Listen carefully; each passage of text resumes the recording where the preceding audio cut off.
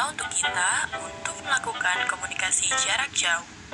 Ya, benar, karena sudah ada gadget, bahkan internet. Tapi, bagaimana orang zaman dulu melakukan komunikasi jarak jauh sebelum adanya gadget? Salah satu cara yang dilakukan oleh orang zaman dulu untuk berkomunikasi jarak jauh yaitu menggunakan kartu pos. Selamat, kamu mendapatkan kartu pos. Ayo baca suratmu. Wah, ternyata perkembangan teknologi komunikasi berjalan sangat pesat, mulai dari asap, kentongan, surat, koran, telepon, dan internet. Sebagian besar kartu pos dihias sedemikian rupa dengan unsur-unsur dekoratif agar terlihat menarik. Sekarang, ayo amati lagi kartu posmu. Berbagai unsur dekoratif yang terdapat pada kartu pos mulai dari garis, titik, warna, sampai bidang. Nah anak-anak, sekarang coba perhatikan permukaan kartu pos yang kalian punya. Pembelajaran telah selesai. Halo, apa kabar anak-anak? Gimana sudah melihat video tadi?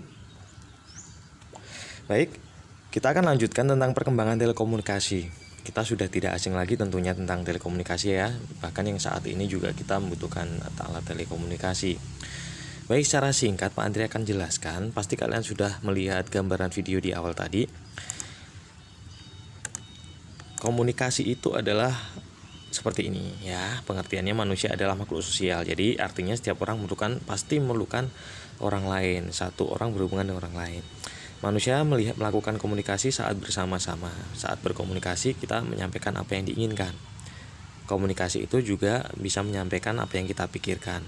Dulu orang komunikasinya terbatas sekali. Bersyukur sekarang teknologi semakin berkembang ya. Jadi dengan siapa saja dan di mana saja kita dapat melakukan itu. Baik, kita pelajari komunikasi ini apa saja. Komunikasi tradisional dan sampai modern itu. Nah, dulu alat komunikasi tradisional dan modern, bagaimana sih caranya pengembangan manusia-manusia berteknologi saat ini mengembangkan dari teknologi tradisional yang zaman dulu jadul itu menjadi teknologi yang sekarang. Manusia berkomunikasi dengan berbagai cara ya, menghasilkan jenis alat komunikasi yang digunakan oleh masyarakat. Yang pertama adalah daun lontar zaman dahulu untuk menulis ya. Lalu di prasasti, di gong untuk penanda-penanda, mungkin kalau lebih ke modern sedikit trompet ya, yang menimbulkan alat-alat bunyi tersebut. Ada pula lonceng yang saat ini pun masih digunakan di gereja-gereja ya, fungsi sama dengan gong untuk memberi peringatan bahwa itu apakah peringatan doa, peringatan pesta, ataukah peringatan yang lain. Orang-orang biasanya menggunakan alat-alat media untuk berkomunikasi secara umum. Ya, itu kalian bisa lihat di sini. Pada masa berikutnya telegraf muncul, lalu pesawat telepon. Dengan adanya teknologi, telepon berkembang menjadi telepon genggam, handphone itu yang namanya kita sering handphone ya. Nah, zaman dahulu kala itu ada namanya wartel ya, warung telepon.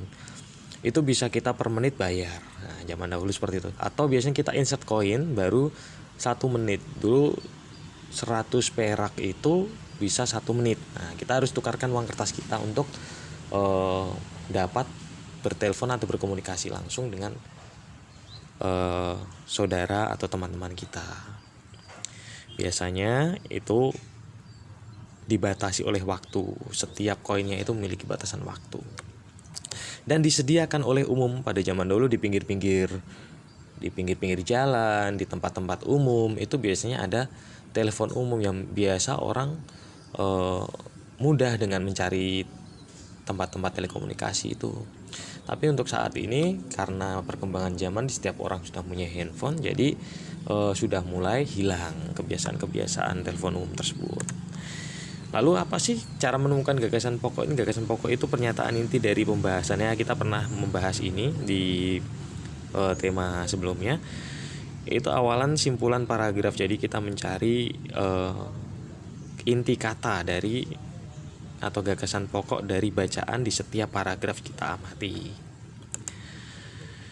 Baik, kita akan mengenal alat telekomunikasi ini apa saja. Kalian bisa pilah-pilah, bisa berlatih di rumah. Kalian bisa menggunakan ini. Lalu melengkapi kalimat rumpang. Contoh, alat komunikasi titik-titik digunakan pada masa lalu. Nah, jawabannya ada di bagian bawah. Kalian bisa memilihnya. Untuk latihan kalian bisa menuliskannya di PS juga ya. Kemudian ini contoh-contohnya nih alat-alat kentongan. Biasanya di pos kampling, pos ronda ini biasanya ada zaman dahulu. Tapi kalau sekarang rasa-rasanya sudah punah, bisa digantikan dengan alarm bunyi sirine kalau sekarang ya. Kalau terus ini lonceng yang biasa kita temukan. Lalu ini masih ada surat ya, pos. Di sini ada perangko atau kartu pos yang ada gambarnya presiden kita, Presiden Soeharto, Presiden RI kita terdahulu. Lalu trompet. Ini biasanya dalam kalau budaya-budaya Eropa ini biasanya saat perayaan pesta bersama-sama mereka masuk ke dalam kota tersebut bersama-sama untuk melakukan perayaan sebagai penanda bahwa itu ada acara atau terdapat sebuah peringatan yang mereka adakan. Mereka pakai ini. Lalu untuk membuat hal sederhana, zaman dulu ini juga digunakan telepon kaleng.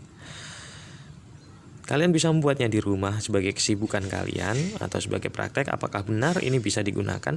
Kalian hanya cukup menyiapkan kaleng serta benang saja yang dilubangi. Nah, kalian bisa berkomunikasi, ini untuk mendengar, ini untuk bicara, atau sebaliknya.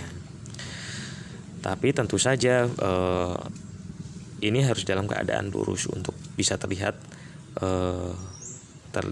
suara kita, terdengar suara kita lebih jelas. Ini adalah contoh-contohnya telepon, koran, televisi. Ini adalah alat komunikasi ya. Ini ada handy talkie, ada pager. Nah, pager ini mungkin kalian sudah punah nih di zaman kalian sekarang. Tapi di zaman saya dulu ini masih ya sedikit keren lah. Ya. Karena hanya bisa menerima pesan tapi nggak bisa ngirim balik. Ini pager dan bayarnya mahal lagi. Lalu radio amatur. Nah, ini maksudnya handy talkie ini ya. Lalu telegraf. Nah, ini telegraf pada 1837. Nah, jadul banget. Sudah jarang digunakan lagi sekarang, bahkan ini menjadi barang yang antik. Lalu internet. Nah, orang sudah tidak asing lagi dengan ini. Lalu kemudian keuntungannya apa sih dan sebagai apa sih sebenarnya fungsinya? Yang pertama itu sebagai penanda ibadah atau penanda bahaya atau peringatan, atau sekedar alarm saja atau penanda perayaan. Nah, sebenarnya ini alat komunikasi ini digunakan agar orang lain bisa tahu bahwa itu ada penanda apa. Ya, kalau kentongan misalkan ada kentong 1, kentong 2, kentong 3, itu ada penandanya sebenarnya. Ada mungkin banjir, atau mungkin ada orang meninggal, atau mungkin aman-aman saja keadaan. Mereka menggunakan komunikasi kentongan itu dan dipukulkan. Nah, seperti itu. Dulu Pak Andri mendapatkan pelajaran ini dari pramuka ya. Bagaimana kentongan itu berfungsi dan apa manfaatnya. Ternyata tidak asal memukul, tetapi ada kode-kode tertentu. Seperti itu. Lalu ini menemukan kalimat utama nih caranya. Membaca teks dulu terutama. Nah, nanti akan ada tugas yang Pak Andri akan berikan ke kalian. Lalu menemukan kalimat utama pada setiap paragraf, lalu menyajikannya dalam bentuk tulisan. Ini adalah kosakata, kode-kode jangkau, telegraf, kode, ya. Ada sinyal, ada komunikasi. Nah, ini ada sumber-sumbernya. Kalian bisa baca ini. Pak Andri mengambil sumber-sumber dari sini dan beberapa video lain. Baik, sampai di sini perjumpaan kita pada kali ini. Terus belajar, jangan pernah menyerah, dan tetap bersemangat.